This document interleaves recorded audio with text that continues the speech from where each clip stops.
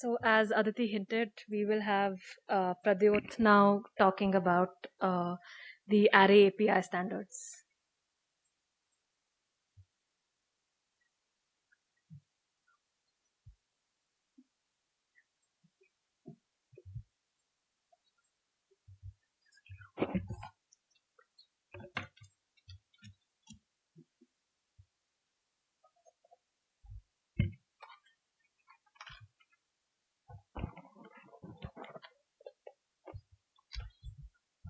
Hi everyone.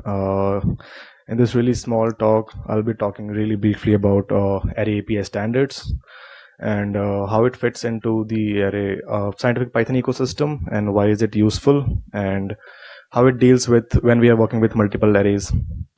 So a bit about me. I'm currently a software engineer at PyHex Labs, and I'm also an open source contributor at the Pydata Sparse community. I've also worked with the PyBAM community, and yeah, that is about something that I like doing in my free time. So a bit about scientific Python. Well, it deals with the Python libraries that deals with the scientific and technical computing. So anything like NumPy, SciPy, Matplotlib, or all the scientific Python projects that we know are part of the scientific Python ecosystem. And what it aims to is to provide a common API spec and standards and interoperability and long-term sustainability of the project so that it's maintainable and maintained for a really long time. So as we all know, there are a lot of different array libraries like NumPy that is used for different purposes. Like Pydata Sparse is used for mostly for the sparse matrix calculation. CuPy is basically NumPy that is used for GPU, and then we have NumPy for almost everything, all kind of numerical calculations. So yeah. Since we have a lot of different array libraries, we can roughly divide them into two sections, the array producer library and the array consumer library. So the libraries like NumPy, CuPy, JAX are the part of array producer libraries, and the libraries like SciPy, scikit-learn are part of the consumer libraries. So what exactly are the producer libraries? Well, as the name suggests, it introduces a new kind of library or a new kind of array to the ecosystem, which is tailored for specific use case. It might be based upon already existing ones, but ultimately it gives us a new array.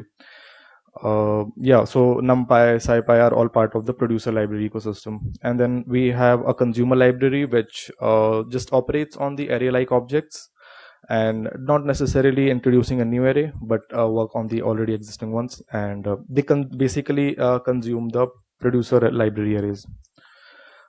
We have a really small example of how SciPy is just basically using NumPy under the hood.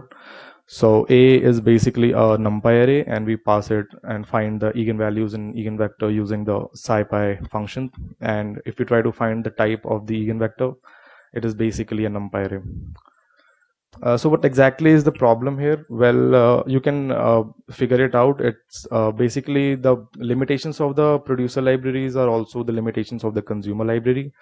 So one famous example is the scikit-learn project. Well, scikit-learn was basically, and a lot of the libraries back in time were basically built using having a NumPy as a backend. So they were really restrictive because NumPy is CPU only. So scikit-learn as a project had very trouble switching to like GPU executions and stuff. So the solution is actually pretty simple. If we had a way somehow to support multiple producer libraries as a backend and for one consumer library.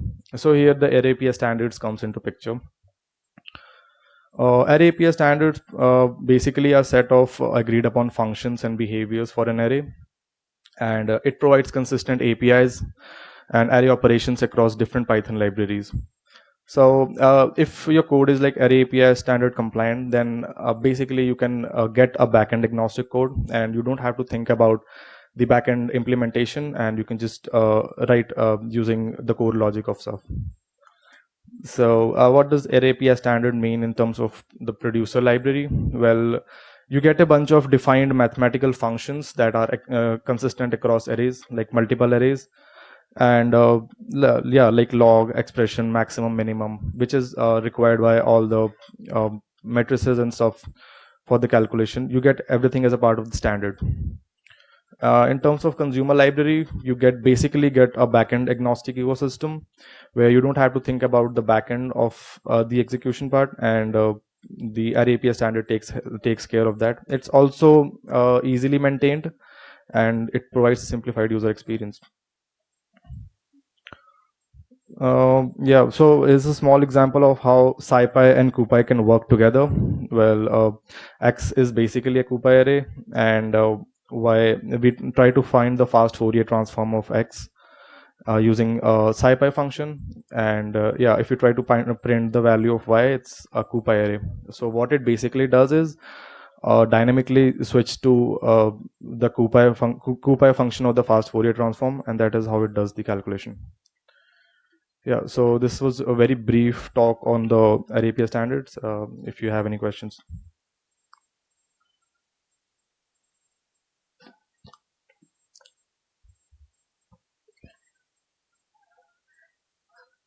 Okay, we'll Okay. move on to the next talk.